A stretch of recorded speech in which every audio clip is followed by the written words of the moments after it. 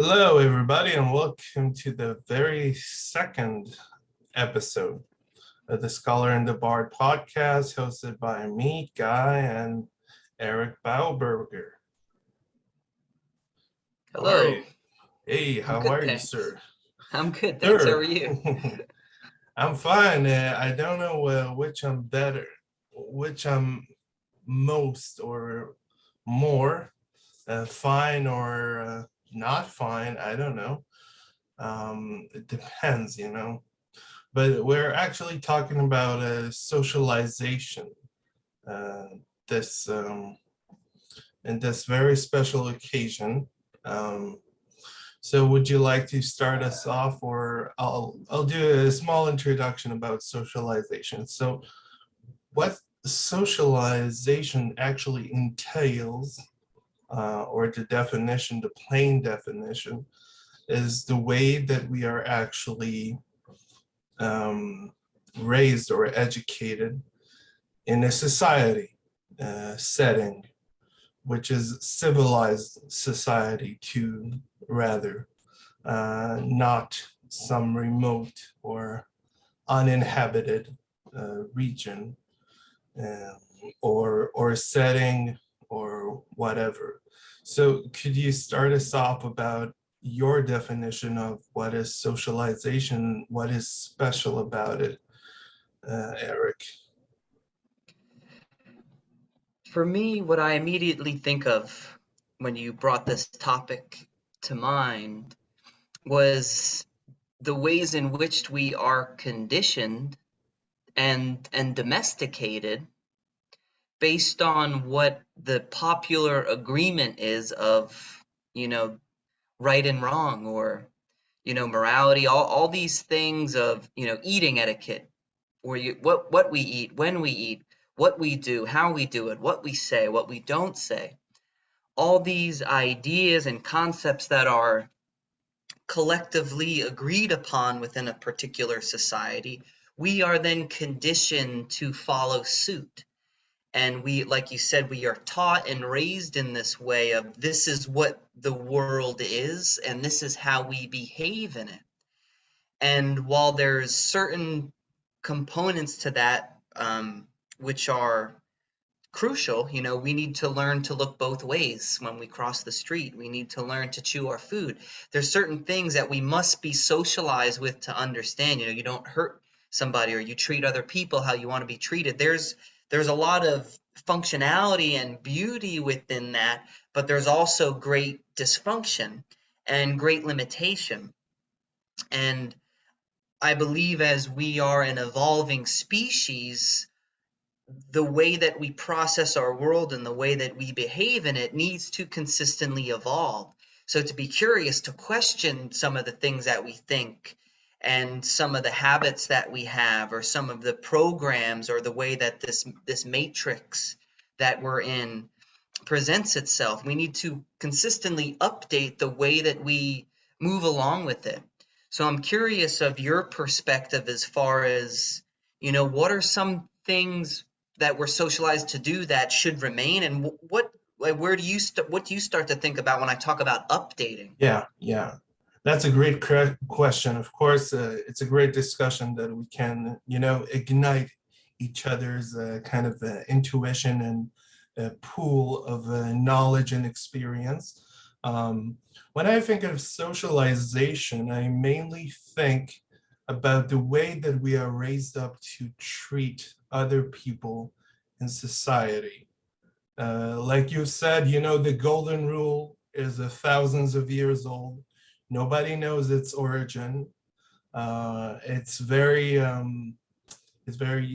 obscure in history, but generally it falls under the Jewish tradition. It comes from the Ten Commandments. Hmm. Um, the general idea, of course, but it comes from the Bible essentially. The phrase, maybe it was invented at an earlier period and was transformed or transcribed in a different way, but that aside, that is the basic foundation, of what a society should inspire to be. Um, but when I think of socialization, I'm thinking of the different ways that we are actually, like you said, in some Pavlovian kind of imitative way, are raised to actually, okay, when you get a response that is similar to this, you should, you know, uh, there are two sides to the coin, and you can never know what happened to a person on any given day. Do not judge lest he be judged. Um, there are a lot of nice quotes that are just throwaway sentence, because morality is a very fickle creature, shall we say. It's like quicksilver.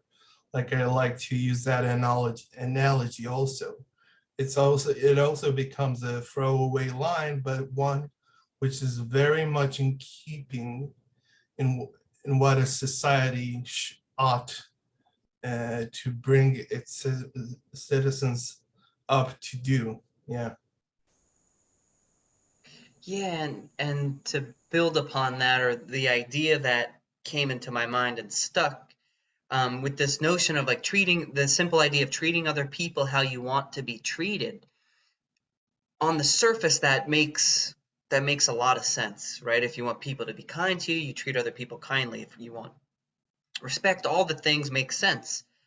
But perhaps an updated version of that, which is something that I heard put this way more recently, was treat yourself how you want others to treat you. And that plays upon this notion of self-love. Because a lot of us, I think, could get caught in people pleasing, being overextending of ourselves, not knowing when to say no. And we keep treating people how we're programmed to treat people. And that comes from this conditioned idea, and like you said, Pavlovian, of like, okay, when I help people and or put other people before myself, then I'm treated well, or then people feel gratitude for me, or whatever it is. There's some perception that by me overextending myself in this way and putting myself last, then I get the love that I want. But it always ultimately leaves you feeling drained, overextended. You have no boundaries. You don't know when to say no, and you end up putting yourself not in harm's way, but your own well-being ends up being compromised. So to rethink that, to okay, how do I want to be treated, and how could I treat myself more that way? And I always think of for me personally, the example of being a musician, or being an artist. If I want other people to recognize and appreciate what I create, I really need to appreciate what I create. I really need to recognize it and feel gratitude for it, and all the things that I hope other people experience. Yeah, that's great that you brought up the creative part, the kind of the creative spirit that one should engender, something that it should be ingrained in us as human beings from our very beginnings. But there are some things that are not that intuitive, some concepts that are greater than the whole. There are some concepts that actually, they come out of the system and inject those ideas back into it. You project a lot of, imagination, inspiration, hopes, um, whatever fancies that come to mind, and they take shape, in different forms, in art, in music, and literature, a lot of things, other a lot of different fields. Um, but there is something to say about motivation when it comes to actually even wanting, to be a part of a society in some capacity, even the most minuscule of, society making should be engendered in parts of our society. That brings up a number of different ideas within myself as far as that you said, the motivation to be a part of the society, or to coincide with it, or be congruent or harmonious with it. And you think of, as each generation manifests, there's always that group within it that totally opposes everything that came before it, right? And this is, we see this in politics, obviously, we see this in all sorts of things, but there is this intrinsic drive to oppose or resist that which came before us, that no longer works for us, which is probably intuitive in some way to evolve, right? We have to challenge the old ways of being and doing if we're going to expand and update the way that we are in this world. And at the same time, we're taught, and you kind of mentioned this before too, we're taught to be more analytical, to be more logical, to be more head heavy, or mind oriented when doing things. And we're not, most people anyways, in my experience, aren't really taught to trust their intuition, to trust their gut, to trust how they feel. We're like, okay, the emotions, they're a distraction, you have to think logically. And while that works in certain situations, at the same time, or eventually, that mind ends up getting in the way. There's that analysis paralysis. Whereas before, you could just have a gut instinct of like, okay, go this way. But now we're like, okay, but and you weigh out all these things, and you end up clouding that Yeah, part of it's you. So great. it's Yeah, a it's little bit great of both. it's great that you brought up something, that's a great line, when you said analysis paralysis, because it's very much true. We tend to do things, on a whim, a proper pronunciation, on a whim. Um, but we tend not to think about our actions in any form or capacity. We are trying, to bring our best selves forward, and actually be a great ambassadors of our own selves, because the ego is something that we actually let control us.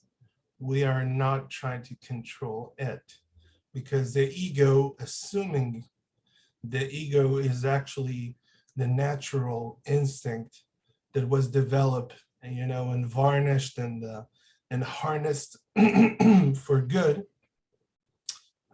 in that person's life. But it doesn't apply, like you've said. It's interchangeable.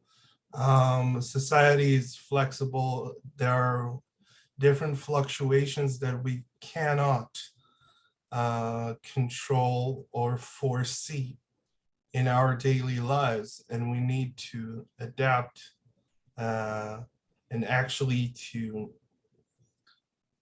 find the an actual stable footing or foothold on our moral vision, shall we say. Mhm. One other thought that I had come through earlier in relation to what you were saying was, and I think it was in relation to this motivation again, um, is that we could be surrounded by tons of people, communicating with tons of people, and yet we feel lonely. And there's this book that I admit I only read the very beginning of it, and I don't know why I didn't continue, but it's called The Human Zoo. And it talks about how animals in nature only begin to express human psychoses like self-mutilation and depression and all these things once they are put in a cage in a zoo. And he goes on to say that at one point in our evolution, we were parts of small tribes and communities, but everyone knew each other. Now, being in a city, and I'll use Philadelphia for an example because it's a jump and a hop and a skip away from me. There's however many people in this controlled area, yet you don't really know that many people. So you're much more prone to this mental unwellness when you're surrounded by people, but there's this feeling of disconnect or protection. And like you mentioned, the ego tends to show itself from a place of fear. Because yes, it could be intuitive, it could be intrinsic to the animal to keep it safe, but it normally expresses itself from a fear-based place, and it normally creates or identifies with some form of separateness. Like you have to know yourself as separate if you're to keep yourself safe. But to tune into the intuition that is more within our essence, more within our consciousness, more within perhaps our spirit or whatever you want to call it, not ego and fear based, that part is calm. That part is still, it's clear, it's knowing. So it's always a dance between our ego and our essence, determining the place that we're coming from. And when you're aware of it, you could more deliberately decide that which you think and that which you do. And I'll sum this up with I want to separate these ideas of what it means to be lonely and what it means to be alone. So loneliness versus aloneness. And I might have touched on this before, but loneliness is this feeling of separation, this feeling of lack, this feeling of disconnect, where aloneness is completeness unto oneself. You are already whole. You do not depend on anything outside of you to feel complete. And that doesn't mean that you live a lonely life, but it's independent. And that's a very empowering place to be, regardless of the setting that you're in. Yeah, there is something to say about the notion of aloneness, as you've put it, very succinctly and powerfully. Aloneness is not necessarily uniqueness. You're not trying to actually create a divide between you and society. You are trying to use your mental capacities to the utmost as you see fit, as they've developed in you, your inner world, your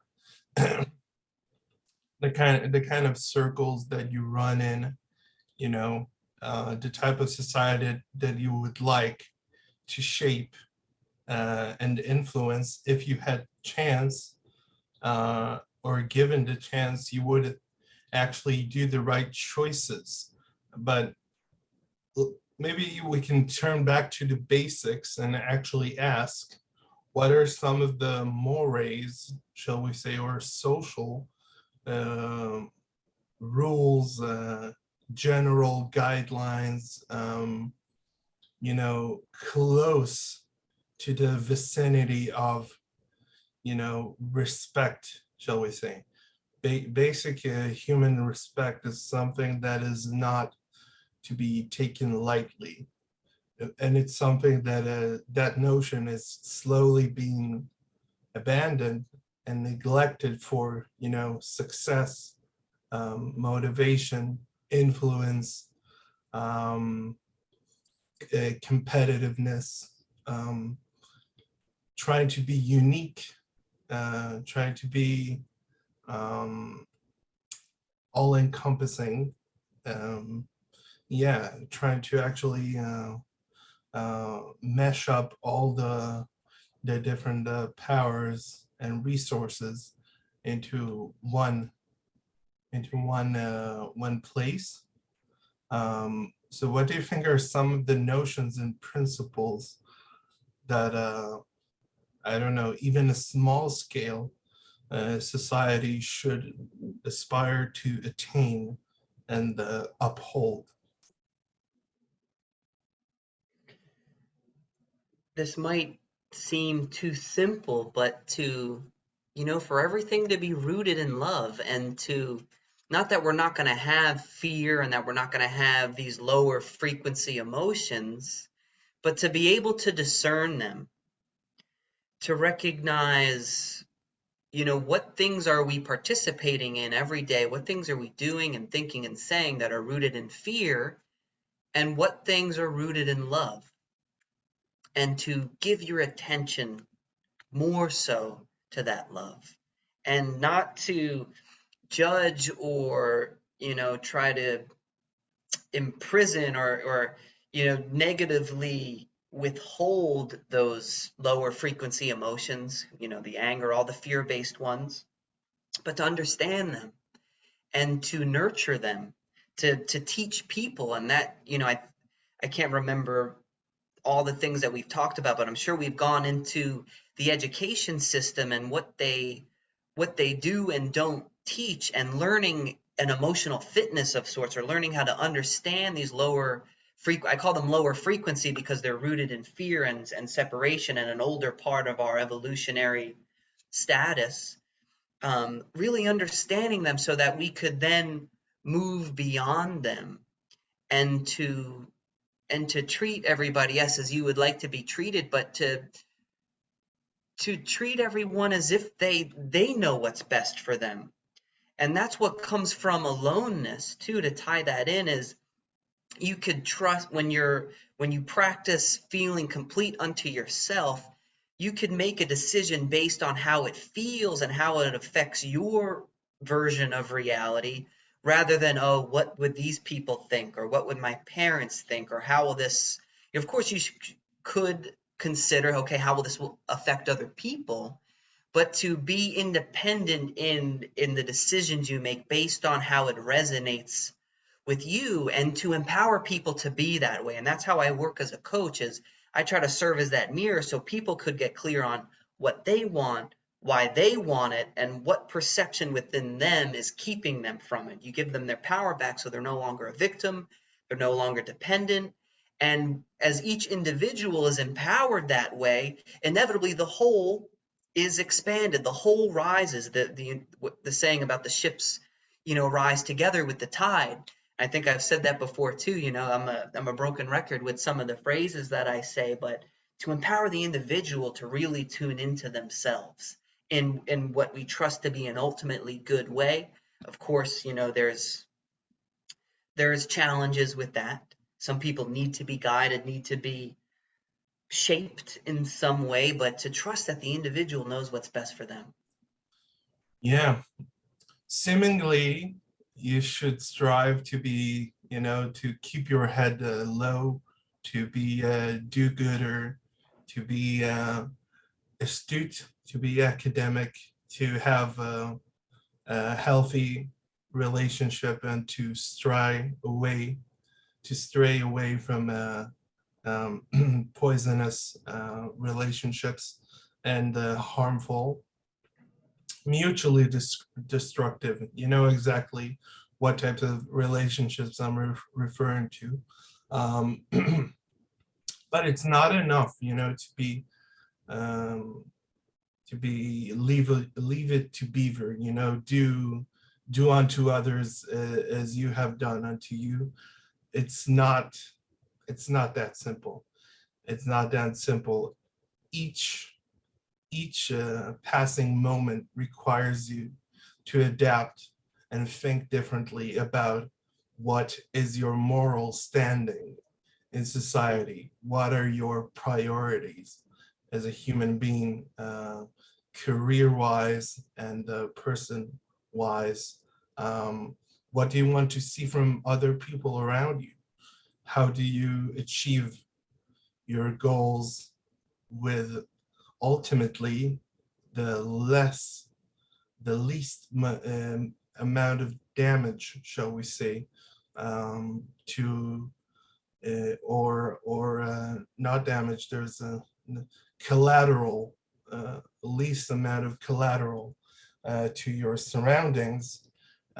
So how do you actually attain your goals and dreams and aspirations, but actually being, present in the present moment and being able to discern between, shall we say, good and bad in the most general of senses. It's a great question, and it's something that I practice daily, I read about constantly, and I tell people about in every way, shape, and form that I can because it's so potent. And the key thing to remember with any goal is to know that that physical, tangible thing that you think you want and that you want to possess contains an energetic value or an essence to it.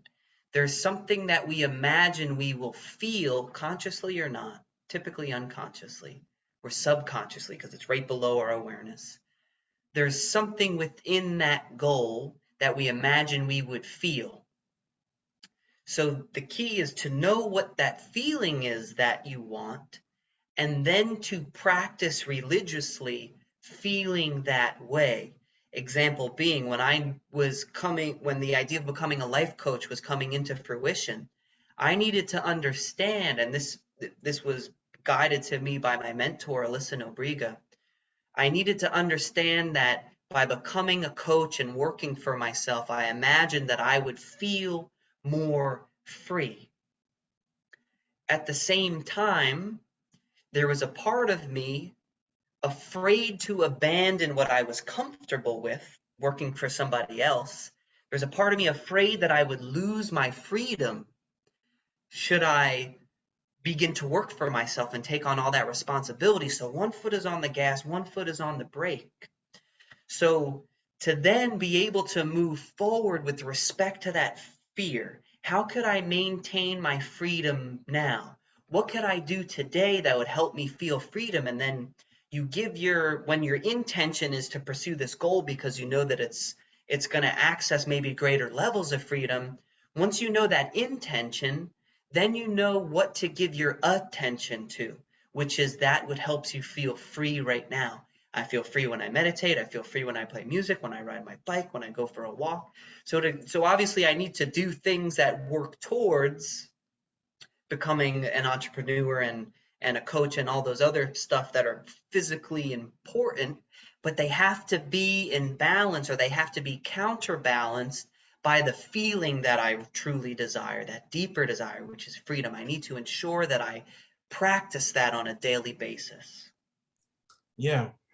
So some of the things that we are actually socialized to do and act upon in the world, um, not to ask for raises, not to push the boundaries to find the golden path, which is not visible, all of the time. It is very obscure at times. And you need to actually form that path, your own way. You won't find it in real life. You won't find it. You need to form that path, brick by brick, layer by layer. It will take a long time, and that's just for one split second decision, not for lifelong decisions. That is something that is much greater. Um, we are formed to actually find relationships, to be generous and courteous to every person, not to judge, not to bring about suspicions or to questions the moral choices of another person. We are judged to bow our heads in some way and to keep calm and walk, and actually wait until we get our chance, sort of speaking, to make it. If you can make it in life, you can make it everywhere, and that's true. But what do you think of that notion that we need to keep our heads down until we have the chance to raise our heads up and actually demand what we are owed from society, and actually to receive a proper proper compensation, shall we say, let's put it like that, for our efforts in life. I believe there's a time and a place to respect the boundaries that have been set. But at the same time, I believe it's our inherent right and purpose to push at that threshold, to push the envelope open, to move beyond what we have been told is black and white, because life isn't black and white. It's the rainbow. It's a whole spectrum of experience and knowing and feeling. Um, so to just accept what's being told to you at face value, and and trusting that, that's the way that it's supposed to be, could work, but it all depends on how it feels to you. If you feel drained, if you feel like you're being taken advantage of, if you feel like you're not being treated um, as worthy as you could or should be, it's each person's responsibility to develop that self-worth for themselves. And that ties right back into the beginning. You need to begin treating yourself as you want others to treat you. So you have to recognize your own value, your own worthiness, which is inherent. Every person is completely unique and valuable unto themselves. You cannot be compared to any other person. Maybe in some ways, but it's always you versus you. So it's our responsibility to challenge what's in front of us, but all based on how it feels. And again, if it feels good, that's a sign to move into it. If it doesn't feel good, we need to step back and reevaluate, not be the victim, but to take responsibility for it and to make that perceptual adjustment ourselves. And that perceptual adjustment may be reflective of other people's points of view, but you have to open yourself up. You have to listen to all these different points of view in order to get a fuller picture from which you can make a decision that's aligned with you.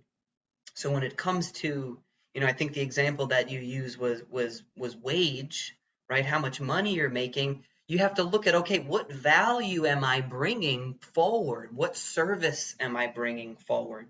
And is that real? And money is just what, it's all man-made, right? It's all energy based. It's not as rooted as we'd like it to be, but it's our responsibility to recognize, okay, I'm worth more, but I'm going to have to bring more value forward. I'm going to have to bring more service forward in whatever way that looks like to you.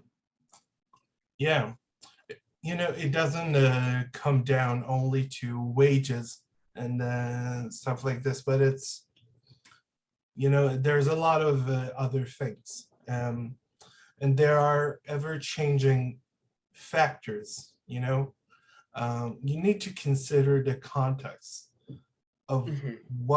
what you are, where you are, what is your role, what is your position at this very moment. Are you actually encompassing, are you actually filling a position or a role just because you have to, because it's something that is obligatory, mandatory, that is, that the boss man, sort of speaking, demands of you, or if there's a controlling figure in your life that actually making all of your decisions for you. And that is another thing to consider. How are we influenced by other people's behaviors and choices? How does that project onto our own existence in the world, and inner workings? Um, so, of course, I know there's no that the freedom of choice is a type of illusion, but it's something, but it's something that we should aspire to have, a freedom of choice. And that is a very narrow strait to cross, shall we say. And that immediately made me think of this idea, because that free will, some people don't think that we have free will. Other people believe that we do. There's so many situations, and I love that you mentioned the context, because the context, the environment is everything. But there's many situations where people feel I don't have a choice to do other than what I'm doing right now. I don't have a choice to feel other than how I'm feeling, or to think other than how I'm thinking. But the ironic thing is that that belief that you don't have a choice is what you're choosing to believe. So in that moment, the person is making a choice to believe that they don't have a choice. But we have to be introspective enough to become aware of what works for us and what we can begin to do to change the way that we are, the way that things are, in a way that does work for us. And an example, my father is a very meticulous person, very thorough, very, when it came to cleaning something like his guitar, it was mint. He used to paint motorcycles and cars, has a very keen eye. And he's a great support for me, and he's very much on the same page as me with some of my philosophical, spiritual understanding. And when I was deciding to move into a life coaching program, I was like, Dad, it's going to be an investment, but I think it's really going to give me a straight shot to this next level. He's like, that's awesome. I think you should do it. And I'm excited about this one that I was about to do. He's like, and this was his programming and because this is what worked for him. He's like, but I think you should do your research and make sure that you're choosing the best program for you. I'm like, okay, yeah, that makes sense. So then I'm trying out I'm looking, I'm researching, I have all these options, and then I get into analysis paralysis. I don't know what is best for me. All the pros and cons seem to even each other out.